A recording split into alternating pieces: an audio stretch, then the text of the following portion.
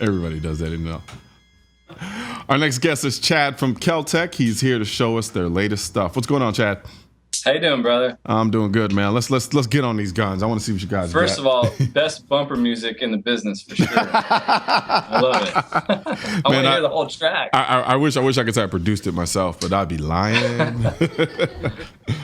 So yeah, I'll show you something that's not quite out yet. Okay. So you'll be the second person in the industry to really kind of see this gun on camera. So this is we've got a line of bullpups coming out.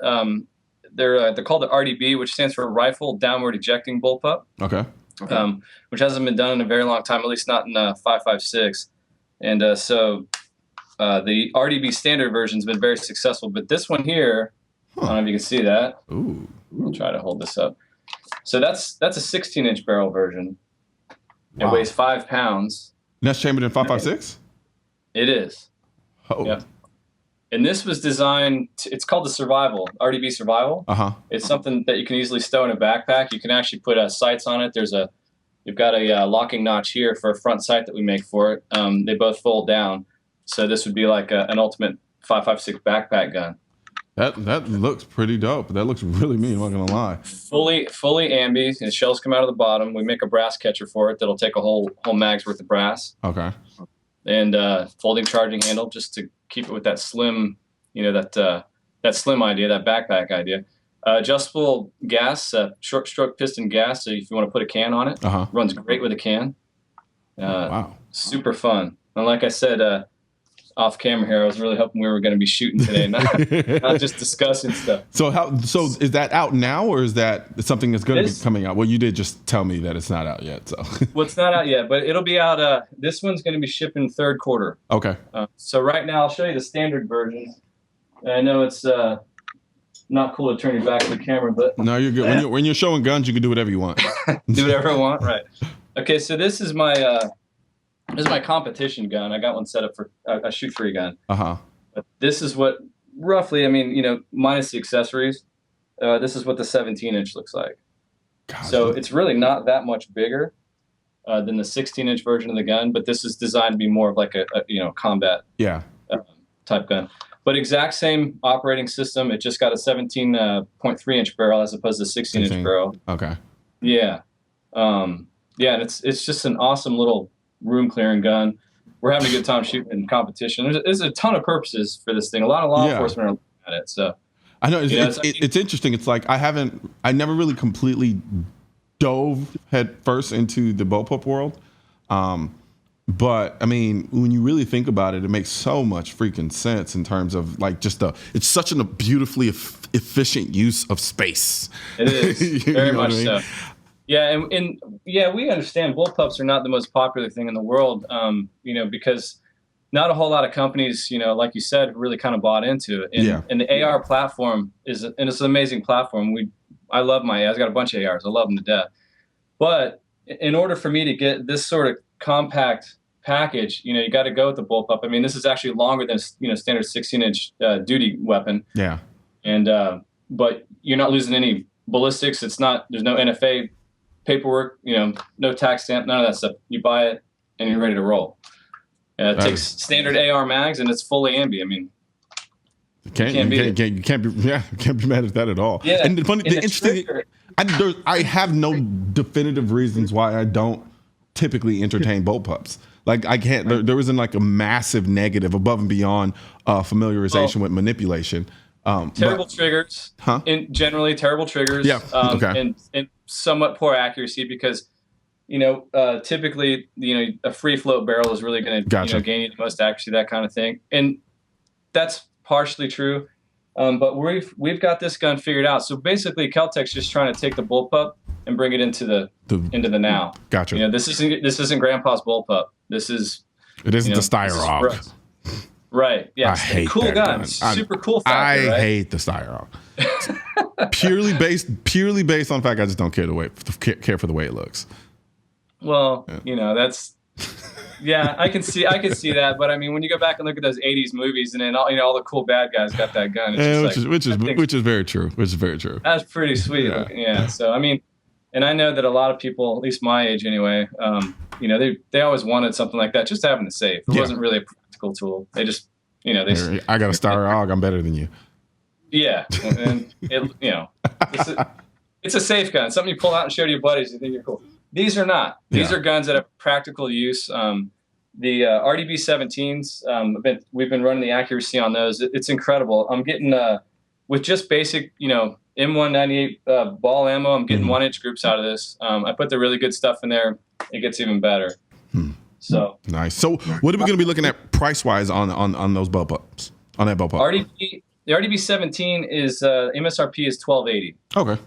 Wow. Yeah, so not too bad. We wanted to come in underneath the Tavor. Okay. You know, come up with something that's a little more user friendly than a Tavor. It's very balanced. I did notice that it seemed a little less bulkier than the Tavor. It is. Yeah, it's much more balanced as well. So in the Tavor, and again, I love the Tavor, but it's very rear heavy, which makes the front end. It's kind of like if you're going from shooting steel. I mean, you can get used to it, but you go from shooting steel guns all the time, 1911s, 2011s, and then you pick up a Glock. Yeah, you're over traveling like crazy. Yeah. yeah. So similar concept. So the RDB is much more balanced. And then, of course, it's way above and beyond the Tavor in the fact that it ejects downward.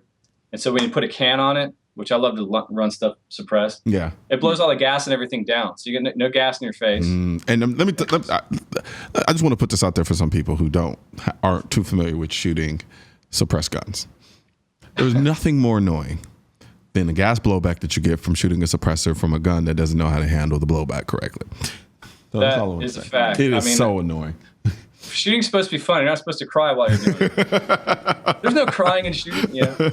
Except when it's so fun that you have no choice but to cry because you know. Yeah, I'm with you. I have shed a tear from that. Yeah, I have too. And typically it's because George Kellgren, the owner of the company, he comes in with these guns and they're prototypes, and he pulls them out of the bag, and I'm just like, can I shoot it? Man after my own heart. Yeah. So this thing is friggin' awesome. This is another one of our favorite models. This is the Sub 2000. All right, I'm going to put this out there. I remember the very first time that I saw the Sub 2000. It was at a range in Houston, and I was like, what the hell is that? And I was like, and he was like, do you want to shoot it? I was like, no. And then he was like, come on, no, shoot it. I was like, I don't want to. And then I shot it. That gun is freaking fun as hell to shoot. It's super fun. I'm like, oh no, where's he going? No, I'm not gonna lie. I walked away really impressed. I'm like, man, this thing is really, and I don't know why. Is the interesting thing, but it's incredibly fun to shoot. How long ago was that? Was it the first or second gen? This was, man, it was a while ago. I want to say almost 6 years.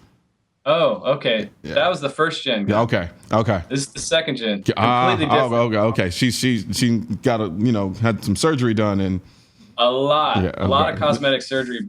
In fact, all the internal parts are the same. We had to change the mold on that gun because the mold was 15 years old. Gotcha. So we thought, well, if we're going to change the mold and give it better structure, might as well just go muzzle to buttstock and just make the gun more user friendly. And actually, almost every component of this gun is everything that's on it was implemented because of customer feedback. Okay. People write in like, I love my Sub 2000, but I wish it had this. I wish it had that. Yeah. So we're like, when we do the new one, you got it. Of course, we couldn't do everything. People wanted full auto 10-inch barrel. Blah, blah, blah.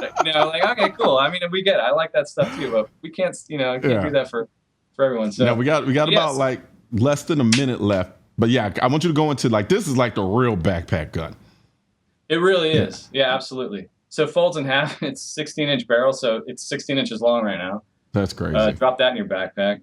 You got M-LOK slots on both sides. This one's chambered for 9mm. We do 9mm and 40. Okay. And we've got a couple more calibers coming out that I think you guys will like. We've got 7 or 8 different mags it'll take now. And but the most popular is the Glock. So gotcha. This is a Glock 17 version. We've got all the Glock variants. So if you have a Glock or an MMP or any of the other 8, good to go. You don't have to go buy extra mags.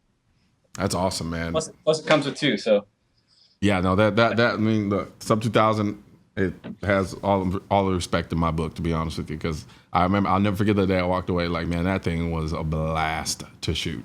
It'll put a grin on your face. Yeah, it did. It absolutely did. Well, unfortunately, we are out of time. Time. Someone back there laughing at you right now? Yeah, pretty much. They always laugh at me, man. They put me up here like a little monkey, and they just wait for me to fail. That's all they do. But I love them though. They're great. but no, we are out of time. But hopefully, we have more episodes, and so you can come back on and talk to us about some of the other guns you have. I would love to. So I love the show. I want to come out and do some shooting with you and have a good time on the range. Hey, I'm all about shooting, man, as long as you bring the ammo. Absolutely. I'll have it drop shipped to your house. Hey, you're never going to hear me complain about that at all. Colion, I could have swore we sent 10,000 rounds. We've only got 6 here. Talk to the FedEx guy. Talk to the FedEx guy. But no, man, thank you very much, Chad, man. I look forward to having you back on the show again, and I really appreciate it. Thank you. You have a good rest of your week, brother. All right, man. You take it easy. You too. All right. Thank you for joining us today on CN Live. We'll see you right back here tomorrow at 5 p.m. Eastern on NRATV. Hopefully, I won't be going out of town.